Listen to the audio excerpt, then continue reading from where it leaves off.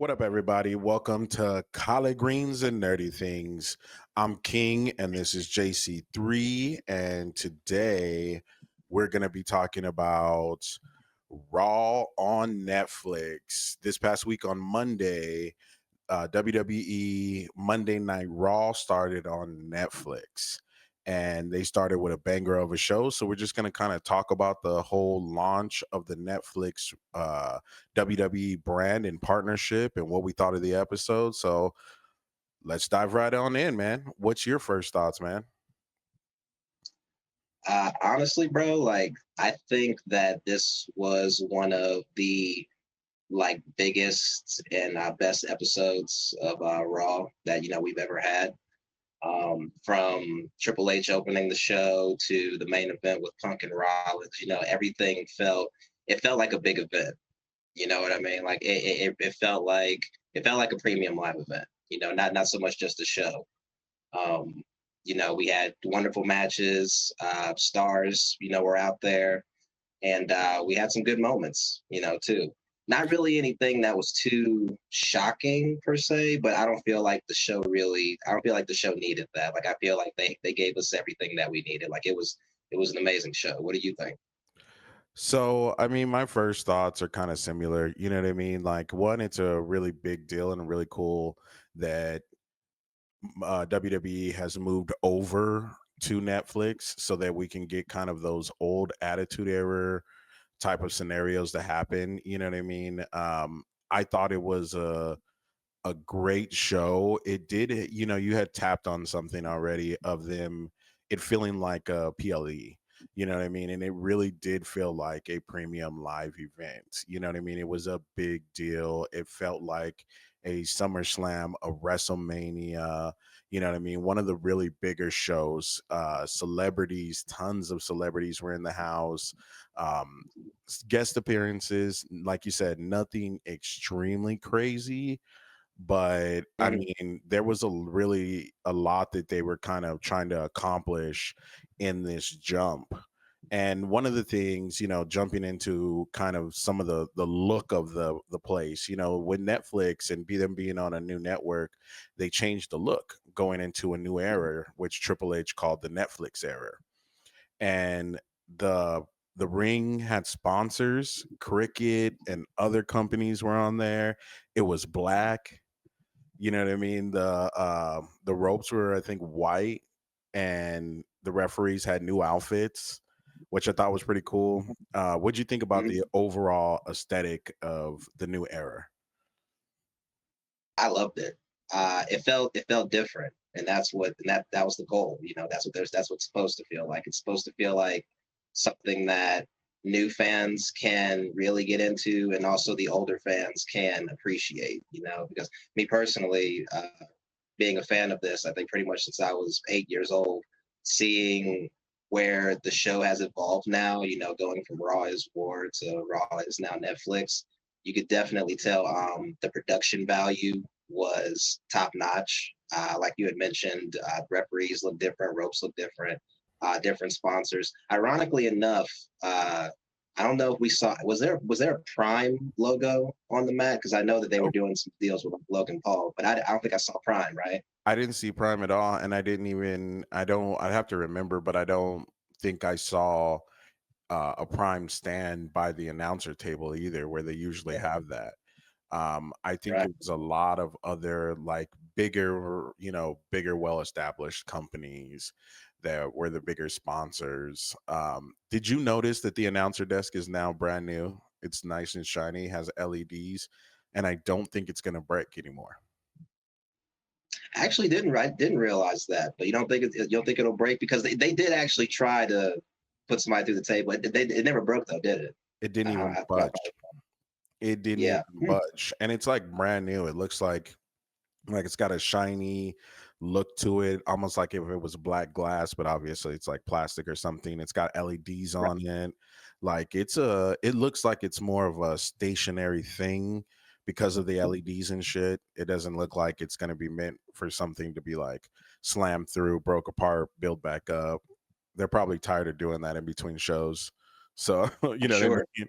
They, you got to knock it down and then put it back together and then knock it down and then put it back together between matches. So I like Yeah. the idea of them having more of a stationary one, and because they were in the Intuit Center in Los Angeles, they had more of a wraparound seating arrangement. So in this Yeah. show, there was like rumors on the internet that they were going to have full wraparound seating for this show, and lo and behold, they did. They had a smaller entrance that the people who were in those front row seats can kind of see over the entrance. And then they kind of made all the superstars turn around and acknowledge the back, all the people that were behind. Mhm. And Yeah. then they Yeah. also made that aisleway shorter. So now if you reach out your hands, you can touch both sides of the crowd. So I thought that was pretty Right. cool. I thought that was pretty cool. No, I What did love that. Did you see? Go ahead, You go ahead. see the drones? You see the drones that would like Ye- that were going through too? Absolutely. So they started doing those sweeping drone shots, and there was a moment later on where looking at the regular cameras and you can see the drones flying around above it because they're smaller Yeah. drones. But those sweeping drone shots are like crazy, and now they're doing them in the middle of the action, which is pretty cool. Right. And Nice. then they busted out the 4K cameras again to do the announcing and stuff, which I thought was pretty cool. And of course, Pat McAfee's back, so the announce table was pretty lit up. You know what I mean? They were having a good ass time. But let's start from the beginning. What did you think of the opening vignette that they played? I thought it was awesome. Honestly, it's telling the story really of professional wrestling from the beginning up till now. Just emphasizing that it's kind of always been about storytelling in a way. Like they're really emphasizing it like now and like making sure that that works for everybody. But like even from the beginning, it it it it it showed that you can have you can have kayfabe, right? Right, But at the same time, they're not insulting our intelligence. right, Like they know that the adults at least we know the terms face and heel, right. but what it's really about is the good guy versus the bad guy, and simply just creating moments that people and fans will remember forever. And that's what they've done since the very beginning. So I was glad that that was highlighted by them, as well as showing just old superstars from the past to the newer generation now and what they want to do going forward. What do you think? Well, you know what? You kind of hit the nail on the head right there when you were talking about storytelling. I think the big thing that people get wrong when they try to say, like wrestling's fake or all the dumb things that they say, the the fighting isn't is really secondary to the storytelling that they're trying to do. The athleticism and the sports of it all is really cool, and that's the action portion of it. But a lot of what WWE and what professional wrestling is storytelling, and they're trying to tell you these stories between these characters, these factions, these people, to get you involved, just like it would be for a movie or any other event. So I thought the Exactly. vignette Right. I thought the vignette was great, and I love that they dropped down a curtain over the ring, and then Triple H was under the ring, under the thing as it dropped, you know what I mean? And he was there in the middle of the ring talking. I was hoping that that's what they were going to do, obviously because he was narrating. Uh, Right. but to have Trip right there on the stage talking, ushering us into this new era, it felt special, especially for people like you had mentioned. You'd been watching this since you were 8, and myself, I'm a little bit older than you, and I've been watching it since I was a kid. So to see it go from where I saw it from the 80s into what it is today is pretty incredible, man. It's pretty incredible. And so after Triple H spoke for a minute, kind of gave us the opening of the show and those kind of things and what we're going to be looking forward to, who came out? The great one. The Drake Dwayne the Rock Johnson. the final boss makes his appearance. The final boss makes his appearance, comes out. of course, to a mixed, because it's still a little kayfabe. So people are screaming and some people are booing. We still have residual from last year in the character, the heel character that he was playing. But one thing, when you said kayfabe earlier, they let The Rock come out this time and be The Rock. He wasn't his heel character. He wasn't any of that. He was pretty much The Rock. You know what I Right, mean? His kids were there, his mom's there.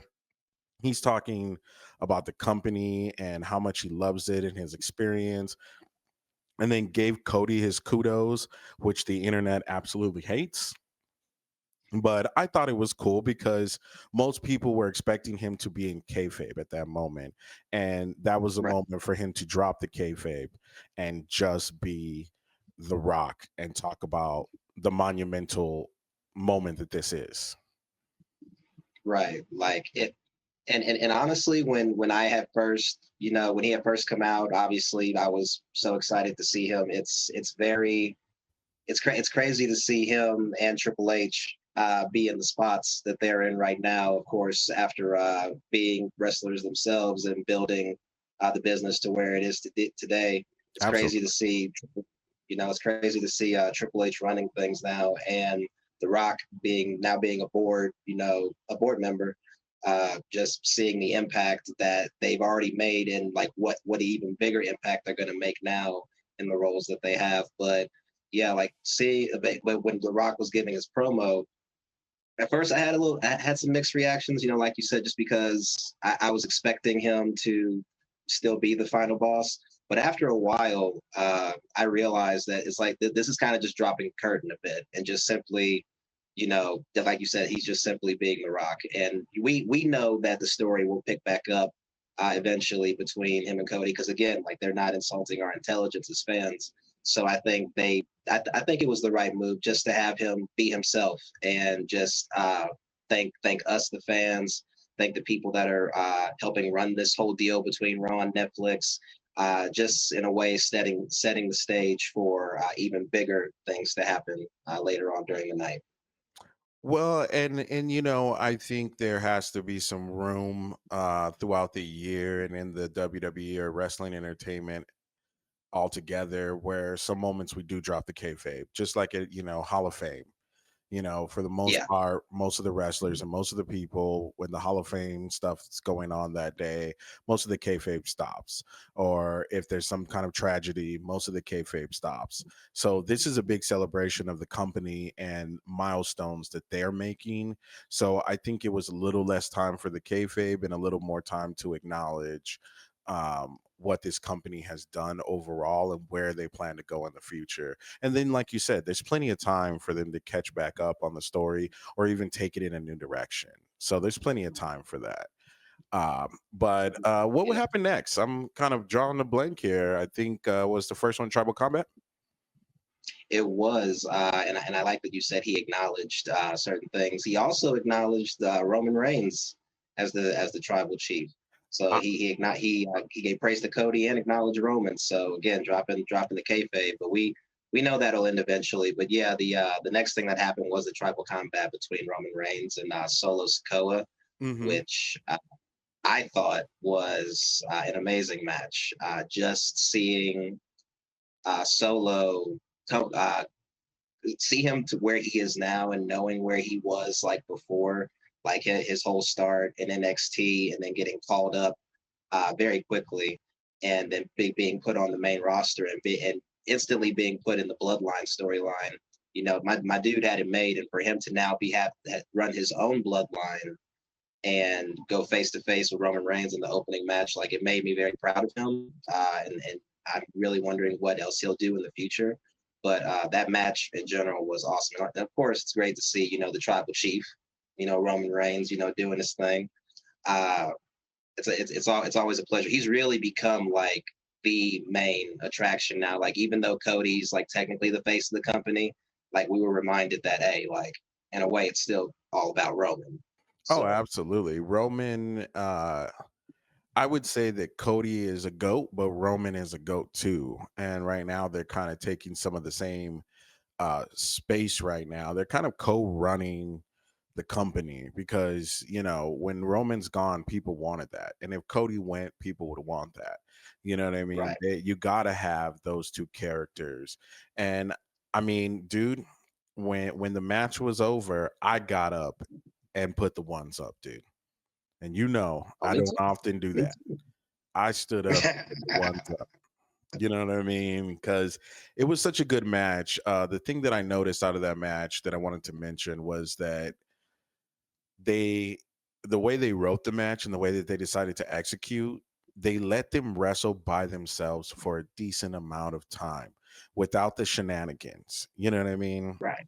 They did it Hmm. without the shenanigans for quite some time. And then they kept going, Roman, puts him over a little bit. Solo's putting him over. They keep going a back and forth, and then of course the shenanigans has to come in, right? Both full bloodline teams have to come in uh and fight. The only one who didn't come in was Jay, and that's because he had his own business to take care of later on. Uh Right. but also a little bit of a surpriser was the Kevin Owens of it all. Like I know that he, like Drew McIntyre, he has it out for the bloodline and everybody in there right now. So he's trying to take them out one by one. But I didn't think that he would be the one to come in and add additional shenanigans. No, I didn't expect it either, but I was happy to see when he had come in. I mean, obviously, I'm like, man, what are you doing? I want Roman to win this, but again, with the storytelling, like there's a reason why he's coming in to interfere because for years, Roman and his bloodline were beating the crap out of Kevin Owens for a long time. So that's another thing I like about where the business is too, is it's not so black and white, Right. with good guy, bad guy. Like there's the people who are labeled as heels right now, they have legitimate reasons for feeling the way they feel. So you kind of can't really look at them as like, oh, you're wrong or you're bad. Like you kind of get where they're coming from. So on Kevin Owens' side, I was glad to see him. I'm also glad to see him getting a little bit more shine. Hmm. Like with his feud with the Bloodlines, his feud with Cody Rhodes, which him coming out to beat down Roman led to Cody coming out, and them go doing their whole thing. No, I enjoyed it, man. There were a couple spots in that match that I liked from Solo doing the Uranagi on Roman onto the table and then throwing the steel steps at him. That was pretty cool. Um, and then I think they did a whole thing after everybody came out. Solo got super kicked, then he got a haluva kick, and then he got a spear, Yep. and he still kicked out. Yep. So they made the match very very entertaining. Overall, I was impressed. I was impressed with the guy that won. Roman got it with the spear, got the 1, 2, 3, and then we got the great one that came out again, and I think you and I might have both been expecting something to happen there, but it didn't. What do you think about Um, that? I I kind of was like before the show started, I was expecting that. After the show started, I wasn't necessarily expecting it just because I saw the kind of energy that The Rock was coming in on. You know what I mean? Like he was here less as Yeah, the final boss and more as himself.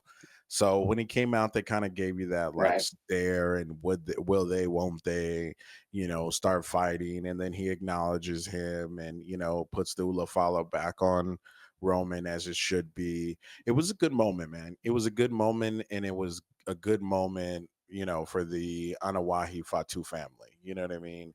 And to be fans of the Samoan dynasty, and all my Samoan brothers out there, that was a dope moment. So I like that one, man.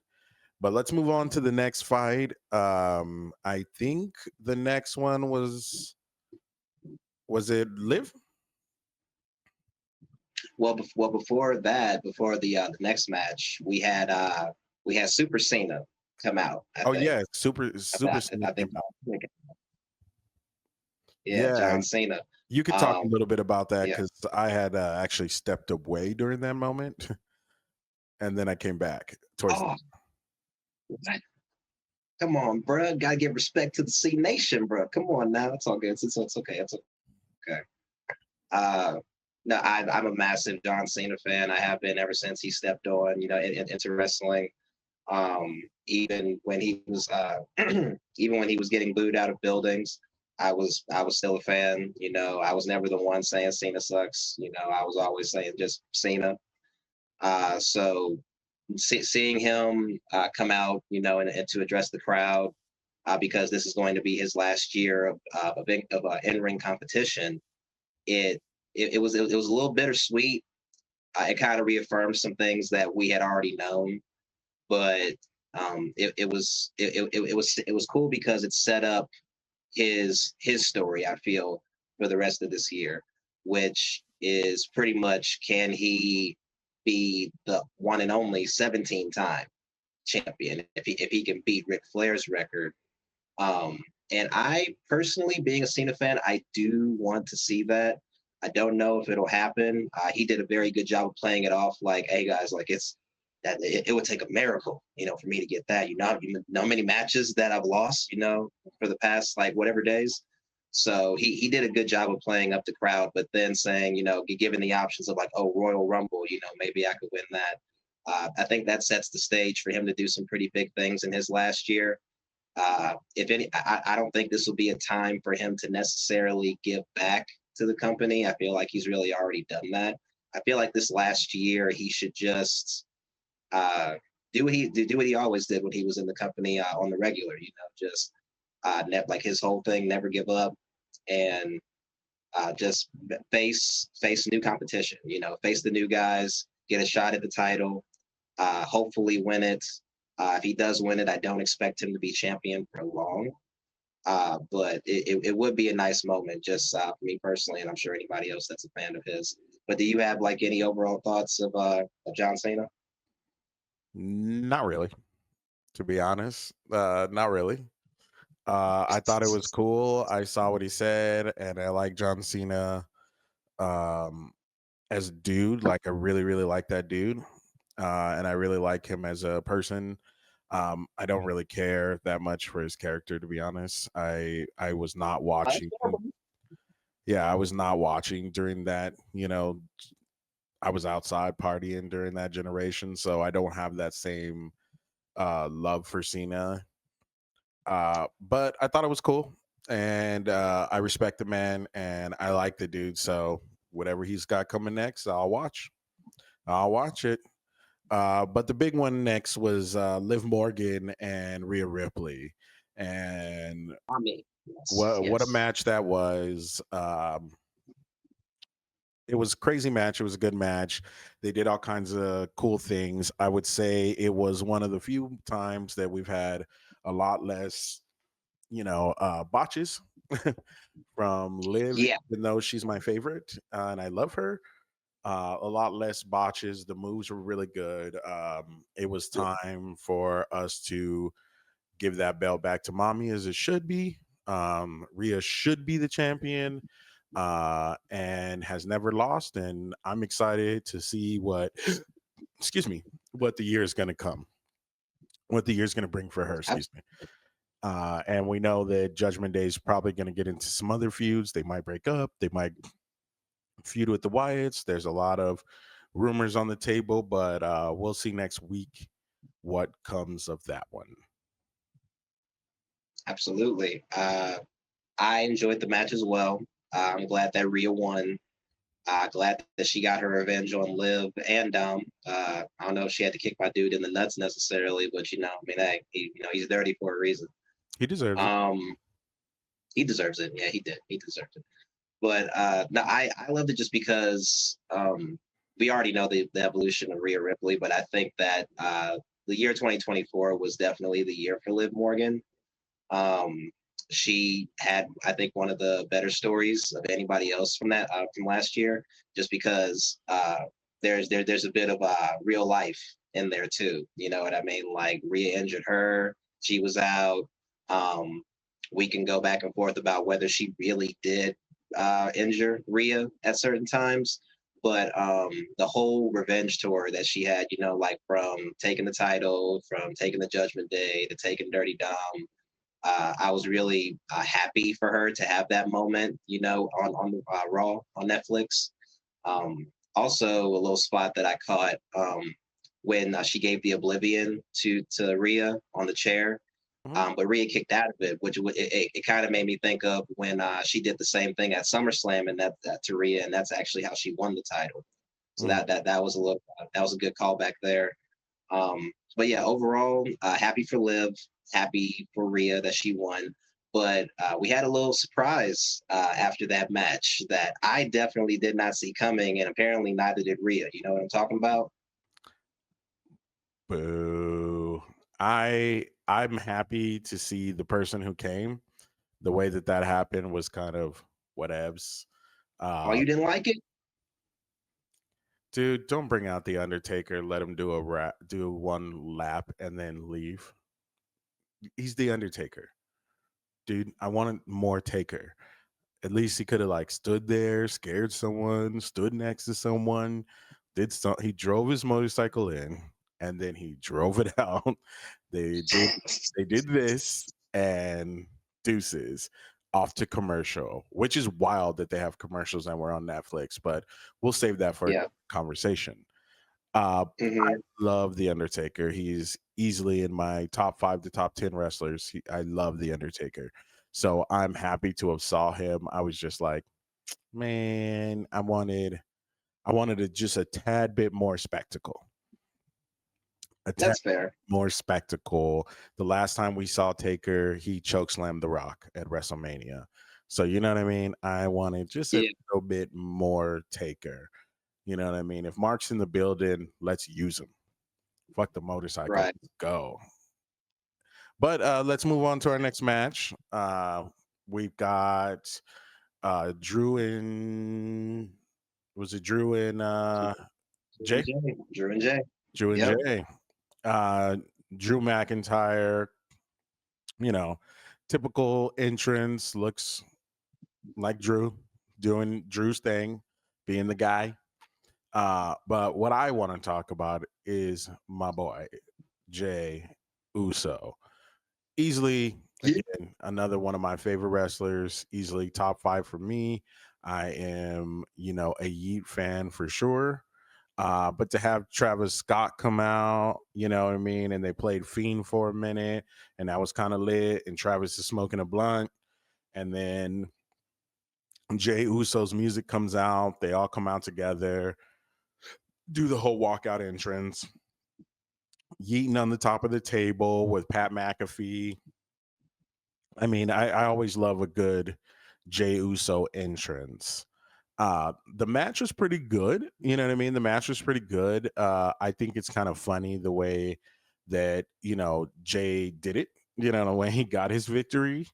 But overall, I thought it was a good match. Yeah. They definitely were going back and forth real heavy for a minute. I thought that, for this match and Jay's character, I thought that he was a little more tired or beat up than he should have been. Just because we've seen him Hmm. almost beat Roman Reigns and Solo by himself. So Drew shouldn't have been that big of a thing, but I do like the whole thing where, he's walking in the middle of the mat and he just like comically collapses on his face. You know what I mean? And that whole deal. Hmm. I mean, it made for a good match and it made for an entertaining match. What'd you think of the Drew J match? It was a solid match.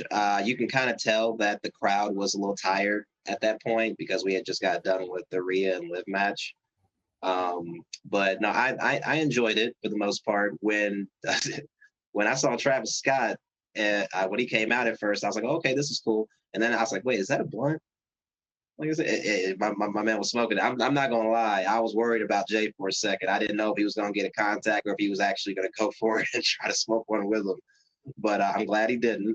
But that was a great entrance that he did with Travis Scott. I really enjoyed that.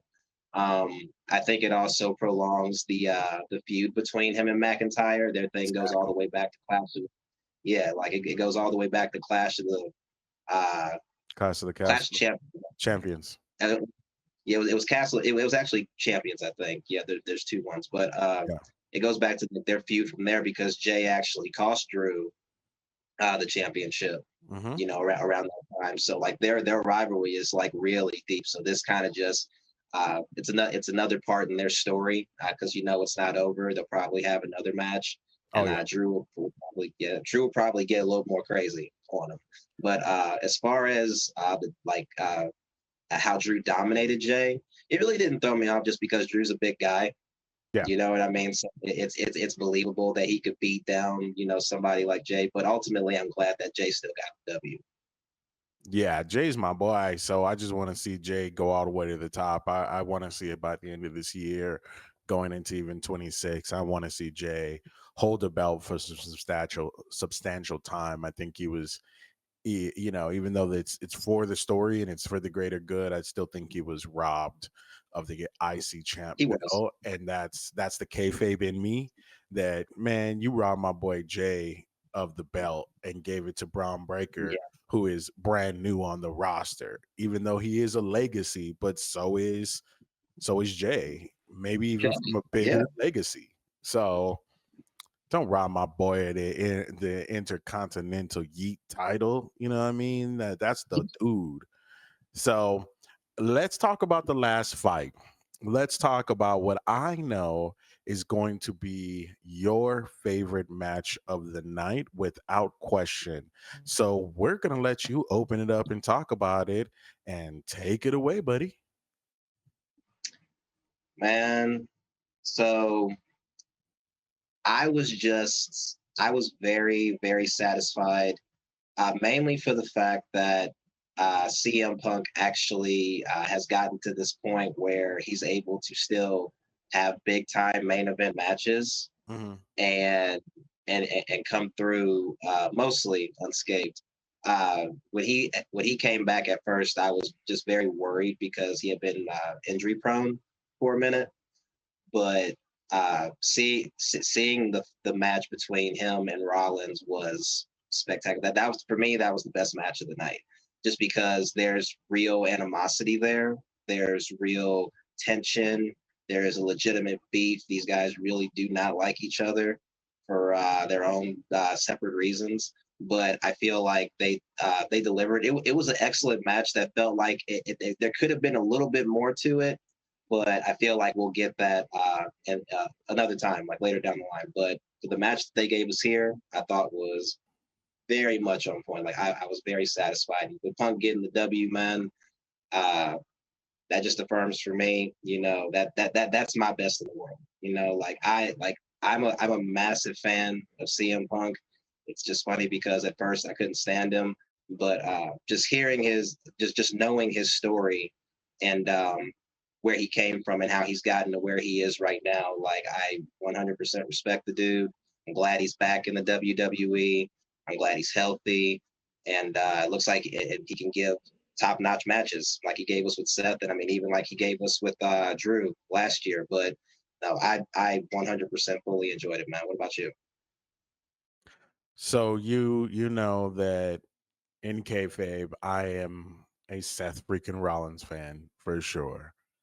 But over the time that CM Punk has come to into the WWE or come back essentially, um, again, I wasn't watching wrestling in the time that he started to come to fame, in his early beginnings when you were probably watching those days.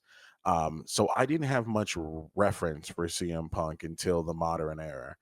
And the stories you would hear and the things you would read over at AEW, I wasn't so like, oh my god, this guy's coming.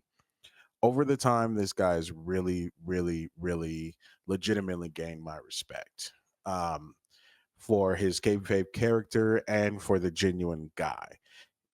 Backstage and the things that you see him do, he seems like people, other than the isolated incidents that he has, people genuinely who know him like him. And so I like to see that in that dude, you know what I mean? So I was pretty excited, not super excited, but I was pretty excited for the fight. I knew it was going to be a pretty good one. um I was editing our last video during it, so I didn't catch every single detailed moment. But overall, it was a good fight. And what I really liked was the exchange of them doing each other's finishers.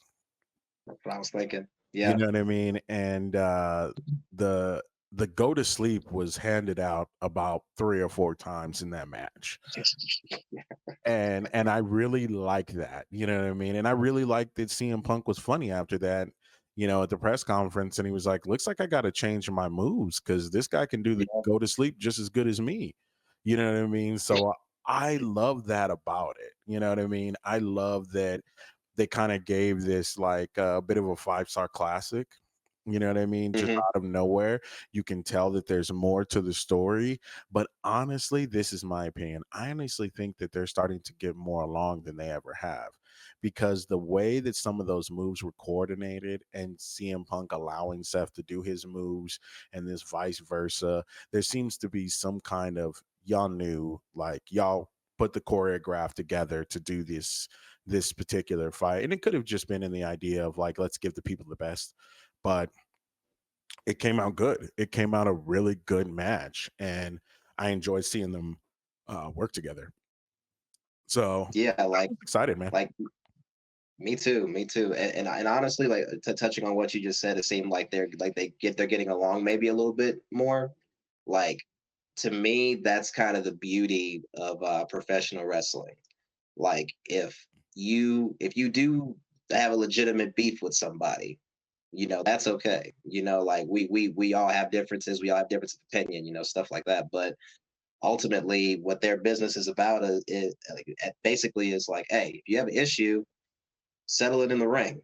Right. You know what I mean? Like we can have difference of opinion, we can have issues with each other, but ultimately we can also make some real good money off this. We can also coordinate. We can vibe off each other. You know what I'm saying? Like they always say, like it takes two to tango.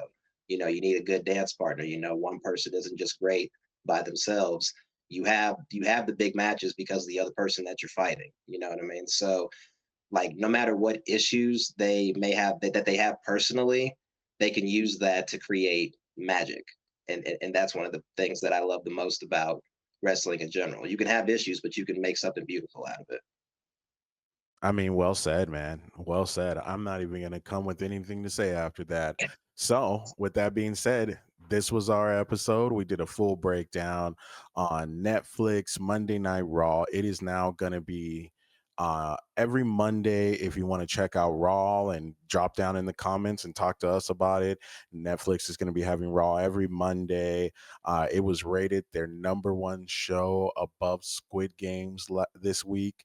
So we'll probably do a few more shows about maybe the Netflix stuff, or maybe we'll do other WWE content. But that's been the whole show today. Please like, comment, subscribe. Let us know what you thought. Are you watching wrestling? Are you really into it? Are you here for it? Or did you watch any of the matches? What'd you think? So leave us a comment, share it to your friends. Let us know what you thought, and follow me and my partner here. Again, I'm King, and that's JC3. And y'all know what time it is. Stay nerdy, y'all.